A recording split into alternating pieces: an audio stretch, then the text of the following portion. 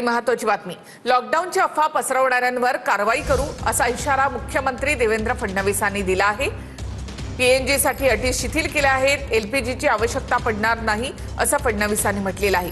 तर शक्य तिथे पीएनजी जोडा, नाहीतर 3 महिन्यात सिलेंडर बंद होऊ शकतो असं छगन भुजबळ यांनी म्हटलेलं आहे। महाराष्ट्रात इंधनाचा तुटवडा नाही, एलपीजी गॅस आणि पेट्रोल डिझेलचा मुबलक साठा असल्याची माहिती मुख्यमंत्री देवेंद्र फडणवीसांनी दिली आहे। लॉकडाऊन लावण्याच्या अफवा पसरवल्या जात आहेत, अशा अफवा पसरवणाऱ्यांवर कडक कारवाई होईल असा इशारा फडणवीसांनी दिला। अफवा पसरवून कुणी गोंधळाची स्थिती निर्माण करत असेल तर ते देशविरोधी काम करतायत असंही फडणवीस म्हणाले।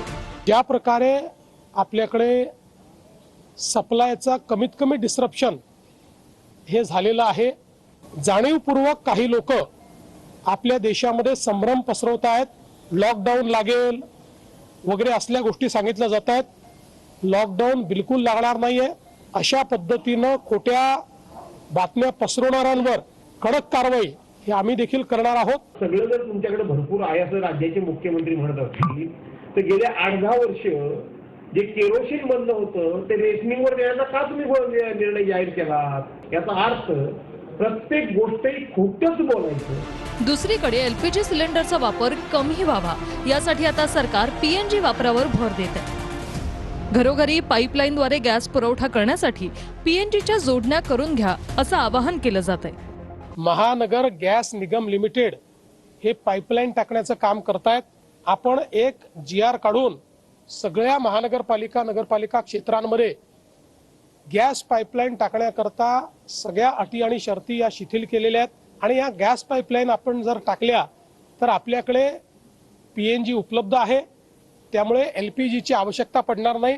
आता एखाद्या फार लांबच्या ठिकाणी अजून तिथे लाईनच गेली नाही तर त्या ठिकाणी तुम्हाला सिलेंडर मिळणारच, परंतु तिथे तुम्ही घेऊ शकता आणि तरी सुद्धा घेतली नाही तर तुमचं सिलेंडर बंद। मग हे जर व्हायचं नसेल तर ह्या परवानग्याची गरजच नाही काय, अशा ऑर्डर्स काढून टाकलेल्या आहेत। आता मुंबईसह नागपूर आणि छत्रपती संभाजीनगरमध्ये घरगुती गॅस सिलेंडरसाठी अजूनही रांगा लागलेल्या दिसून येत आहेत। एचपी गॅसच्या गोडाऊनच्या बाहेर पहाटेपासूनच दररोज लोकांची रीग लागते। काही ठिकाणी बुकिंग करून सुद्धा गॅस मिळत नसल्यामुळे नागरिक मात्र हैराण झालेत। मुंबईमध्ये दादरच्या नायगावमध्ये सिलेंडरसाठी लोकांनी रांग लावली आहे। पहाटेपासून लोक सिलेंडर घेऊन रांगेत उभे आहेत। हजारो लोक सिलेंडरसाठी प्रतीक्षा करतायत। सिलेंडर बुक केल्यावर ओटीपी येत नसल्याची तक्रार ग्राहकांनी केली आहे। नागपूरच्या काही भागात 12व्या दिवशीही घरगुती गॅस सिलेंडरसाठी लोकांनी रांग लावली होती। गॅस सिलेंडरच्या गोडाऊन बाहेर पहाटेपासूनच लोकांनी गर्दी केली। छत्रपती संभाजीनगरच्या एपीआय कॉर्नर परिसरामध्ये गॅस एजन्सी समोर लोकांनी सिलेंडरसाठी रांग लावली होती। घरगुती गॅस सिलेंडर घेण्यासाठी नागरिक सकाळी 5 वाजल्यापासून रांगेत उभे होते। अनेक दिवसांपासून बुकिंग करूनही वेळेवरती सिलेंडर मिळत नसल्याचा नागरिकांचा आरोप आहे। भिवंडीमध्ये 5 किलोच्या कमर्शियल सिलेंडरसाठी कामगारांनी रांग लावली आहे। गॅस एजन्सीकडे दररोज केवळ 40 ते 50 सिलेंडर उपलब्ध होत आहेत। जे लवकर पोहोचतील त्यांना सिलेंडर मिळेल अशी स्थिती निर्माण झाली आहे, त्यामुळे हे कामगार रात्रीपासूनच रांग लावतायत। सिलेंडरसाठी नंबर लावून हे कामगार जिथे जागा मिळेल तिथे झोपून रात्र काढतायत। गेल्या 3 ते 4 दिवसांपासून सतत रांगेत उभे राहूनही सिलेंडर न मिळाल्यानं कामगार वर्गात नाराजी आहे। कामगारांनी प्रशासनाकडे 5 किलो कमर्शियल गॅस सिलेंडरचा पुरवठा वाढवण्याची मागणी केली आहे। रत्नागिरीमध्ये एलपीजी गॅस वाहतुकीला कायदेशीर संरक्षण मिळणारे एलपीजी गॅस टँकर आणि सिलेंडरची वाहतूक पोलीस संरक्षणामध्ये होणार आहे। रत्नागिरी जिल्हा प्रशासनाकडून हे महत्त्वाचे आदेश देण्यात आले।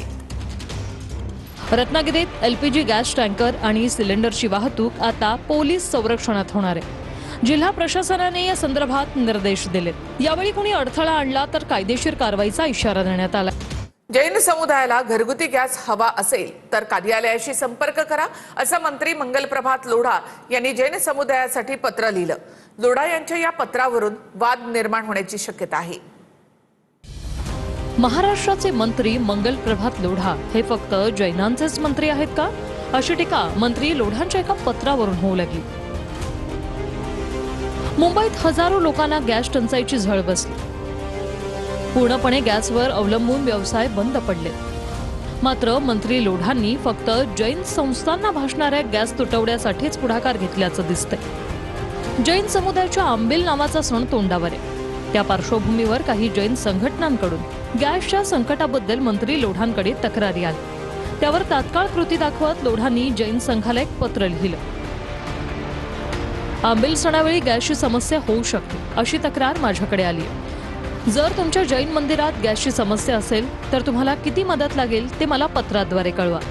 गरजूंनी पत्र पाठवल्यानंतर पुढील कार्यवाही केली जाईल. याच पत्रावरून मंत्री लोढांवर टीका होऊ लागली. आमच्या हिंदूंचा गुढीपाडवा झाला, आमच्या हिंदूंची रामनवमी झाली, आता येणारी हनुमान जयंती आहे, आता साई भंडारा होतात आहेत किंवा लहानसण आहेत, ते त्यांच्याकडे जातात. त्यांच्याकडे त्यांनी पत्र दिलं आहे का? नाही दिलं. अक्षरशः म्हणजे डोकं फोडाची पाळी आली आहे. तुम्ही रस्ते देतात आहे जैन समुदायाच्या नावाला, तुम्ही आमचे खेळाचे ग्राउंड देतात आहे जैन समुदायाच्या नावाला, आता तुम्ही आमच्या अन्नावरती पण आलात. टीकेनंतर माझ्या मतदारसंघात कुणालाही धार्मिक कार्यास गॅस लागला तर तो मी उपलब्ध करून देईन. राजकीय हेतूने माझ्यावर निरर्थक टीका होते असं स्पष्टीकरण मंत्री लोढांनी दिलं. मात्र विरोधाभास हा आहे की एकीकडे सरकार राज्यात गॅसचा तुटवडा नसल्याचं सांगत आहे आणि दुसरीकडे जैन संघटना एका मंत्र्यांनाच गॅसच्या तुटवड्याबद्दल पत्र लिहित आहेत. गॅसबद्दल विरोधक अफवा पसरवून भीती तयार करत असल्याचं सरकार सांगतंय. दुसरीकडे जैन संघटनांच्या गॅस तुटवड्याच्या तक्रारीची स्वतः त्याच सरकारमधले मंत्री दखल घेत आहेत. सरकार म्हणतंय की सिलेंडर गॅसची साठेमारी सुरू आहे आणि दुसरीकडे जैन उत्सवासाठी मी सिलेंडर उपलब्ध करून देईन असं मंत्री लोढा सांगतायत. एका बाजूला राज्य सरकारने सांगायचं की गॅसचा तुटवडाच नाही आणि दुसऱ्या बाजूला त्यांच्याच खात्यातले म्हणजे त्यांच्याच कॅबिनेटले एक मंत्री हे मान्य करतायत की गॅसचा तुटवडा आहे. तर बरं झालं निदान या निमित्ताने त्यांचा खरा चेहरा दोन्ही बाबतीतला हा जनतेसमोर आलेला आहे. जे उद्योग गॅसवर अवलंबून आहेत ते बंद पडून लोक गावी जात आहेत. मात्र धार्मिक कार्यासाठी गॅस उपलब्ध करून देईन असं मंत्री लोढा जैन संघटनांना पत्र लिहून गॅरंटीने सांगतात. वैभव घागसह गिरीश गायकवाड, TV9 मराठी, मुंबई. तर बंधुबाबा खरात प्रकरणामुळे चाकणकरांना राष्ट्रवादीच्या महिला प्रदेशाध्यक्षपदाचाही राजीनामा द्यावा लागला. याआधी चाकणकरांनी राज्य महिला आयोगाच्या अध्यक्षपदाचाही राजीनामा दिलाय. दरम्यान खरातच्या गैरकृत्यात माझा संबंध नाही असं चाकणकर यांनी राजीनामा देताना स्पष्ट केलंय. भोंदू खरात प्रकरणात रुपाली चाकणकरांना आता राष्ट्रवादीच्या महिला प्रदेशाध्यक्षपदाचा राजीनामा द्यावा लागलाय. याआधी चाकणकरांना राज्य महिला आयोगाचं अध्यक्षपद सोडावं लागलं होतं. चाकणकरांना हा दुसरा धक्का बसलाय. रुपाली चाकणकरांनी आपल्या महिला प्रदेशाध्यक्षपदाचा राजीनामा सुनेत्रा पवारांकडे सुपूर्द केलाय. यावेळी चाकणकरांनी सोशल मीडियावर पोस्ट करत आपली भूमिका पुन्हा एकदा स्पष्ट केली. राजीनाम्यानंतर चाकणकर काय म्हणाल्या? खरात प्रकरणाबाबत पहिल्या दिवशीच मी माझी भूमिका स्पष्ट केली. त्याच्या आर्थिक व्यवहारात गैरकृत्यात दुरान्वय संबंध नाही. आजही ती स्पष्ट आणि ठाम भूमिका आहे. तपासात सर्व बाबी निष्पन्न होतीलच. खोटं, असत्य आणि पुरावा नसताना जे आरोप होत आहेत ते वेदनादायक आहे. हा तपास पारदर्शकपणे आणि निष्पक्षपणे व्हावा ही माझी मागणी आहे. मी यापूर्वीच मुख्यमंत्री, उपमुख्यमंत्री आणि पोलीस महासंचालकांकडे ही मागणी केली. उपमुख्यमंत्री सुनेत्रा पवारांशी फोनद्वारे झालेल्या चर्चेनुसार मी माझ्या राष्ट्रवादी काँग्रेस महिला प्रदेशाध्यक्षपदाचा राजीनामा देत आहे. जो एक ओळीचा राजीनामा आहे तो जबरदस्तीचा राजीनामा आहे. कारण पहिल्या वेळेस मला वाटतं आयोगाचा राजीनामा जो झाला तो CMच्या निर्देशामुळे झाला आणि हा जो दुसरा झाला तो लोकांच्या आक्रोशामुळे जबरदस्ती घ्यावाच लागला अशी परिस्थिती आल्यानंतर तो एक ओळीचा राजीनामा आलाय. आणि आता याच्यानंतर त्यांच्यावर FIR झाली पाहिजे.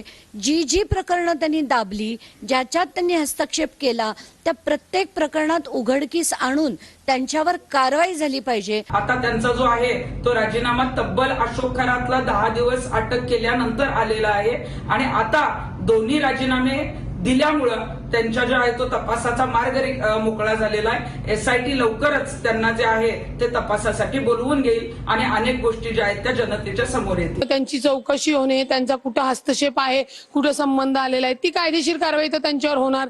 त्याच्यामध्ये त्या सहआरोपी पण होणार, ट्रस्टीचे इतर लोक पण सहआरोपी होणार. कायदेशीर लढाई जी आहे ती होणारच आहे. अशोक खरात सध्या तपास यंत्रणांच्या ताब्यात आहे. सध्या SIT कडून त्याचा कसून तपास सुरू आहे. चाकणकरांनाही या प्रकरणात सहआरोपी करण्याची मागणी विरोधकांकडून केली जाते. सुषमा अंधारी यांनी दीपक केसरकर यांचे खरात सोबतचे फोटो दाखवत आरोप केले होते. हे सगळे आरोप केसरकरांनी फेटाळले आहेत. माझा खरातशी काहीही संबंध नाही असं केसरकर यांनी म्हटलं. तर केसरकरांसोबत बैठक झाली होती. खरात चाकणकर हे त्यांच्यासोबत आले होते असं सिन्नर MIDCचे चेअरमन नामकर्ण आवारी यांनी म्हटलंय.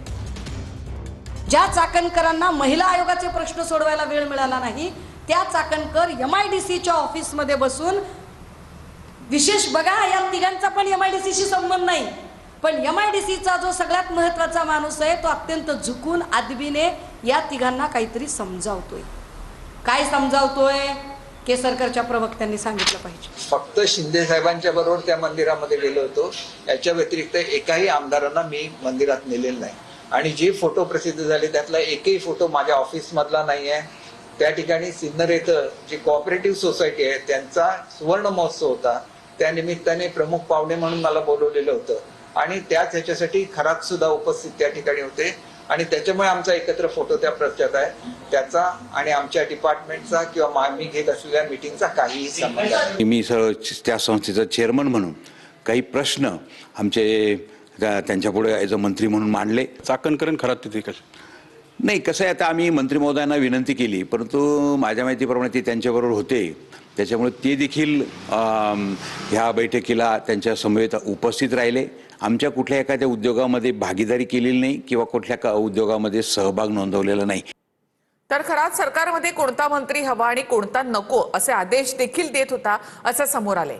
कोकाटेंना मंत्रिपद देऊ नका असा फोन खरातने तटकरेंना केल्याचा आरोप विकास लवांडे यांनी केलाय. पाहूयात.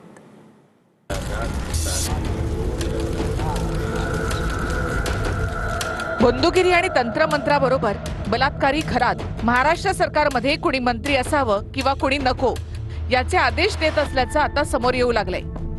मागच्या काही काळामध्ये अनेक बडे नेते खरात पुढे लीन झाले. मात्र खरातच्याच मतदारसंघाचे आमदार माणिकराव कोकाटे खरातला जुमानत नव्हते. ही गोष्ट खरातला खटकत असल्यामुळे कोकाटेंना मंत्रिपद देऊ नका असा फोन खरातने तटकरेंना केल्याचा आरोप विकास लवांडे यांनी केलाय.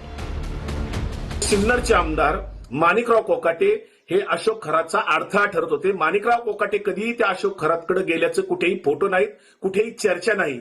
याच अशोक खरातने सुनील तटकरेंना जेव्हा सरकार स्थापन होत होतं त्यावेळेस माणिकराव कोकाटेंना मंत्री करू नये अशा पद्धतीचे फोन केलेले आहेत. सुनील तटकरेंनी सांगावं की किती वेळा अशोक खरातने तुम्हाला विनवण्या केल्या किंवा फोन केले माणिकराव कोकाटेंना मंत्री करू नये म्हणून. रुपाली चाकणकरनी सुद्धा त्याच्यामध्ये आग्रह धरलेला होता. विकास लवांडेंनी गांडोळाप्रमाणे आपली वळवळ बंद करावी. स्वतःचं ठेवायचं झाकून आणि दुसऱ्याचं बघायचं वाकून. महाविकास आघाडीचं सरकार होतं. राज्याचे मुख्यमंत्री म्हणून उद्धव ठाकरे साहेब होते आणि जलसंपदा मंत्री आणि त्यावेळेला राष्ट्रवादी एकत्रित असताना प्रांताध्यक्ष म्हणून जयंत पाटील साहेब होते. त्यावेळेला त्या ट्रस्टला आश्रमाला पाणी देण्यात आलं. त्यामुळे ज्या तथ्याने ते राष्ट्रवादीचे प्रांताध्यक्ष खासदार सुनील तटकरे यांना सहआरोपी करा. राष्ट्रवादी काँग्रेस पक्षाची मागणी आहे की तत्कालीन जलसंपदा मंत्री आणि तत्कालीन प्रांताध्यक्ष जयंत पाटील यांना देखील सहआरोपी करण्यात यावं.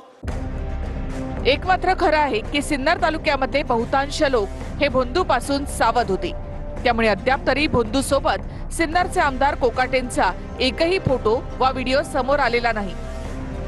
खरातची पार्श्वभूमी माहीत असल्यामुळेच सिन्नरवासीय आधीपासूनच दूर राहायचे असं स्थानिक लोक सांगतात. त्यामुळे खरात खरोखर महाराष्ट्राच्या राजकारणातही हस्तक्षेप करत होता का याचाही तपास होणं गरजेचं आहे.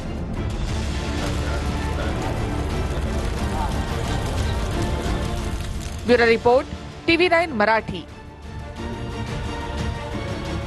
तर भोंदू खरात हवाला रॅकेट चालवत असल्याची सूत्रांची माहिती आहे. परदेशामध्ये पैसे पाठवण्यासाठी खरात हवाल्याचा वापर करत होता. दुबईपर्यंत पैशांची देवाणघेवाण होत होती अशी माहिती समोर आली आहे. भोंदूबाबा अशोक खरातचा नवा कारनामा समोर आलाय.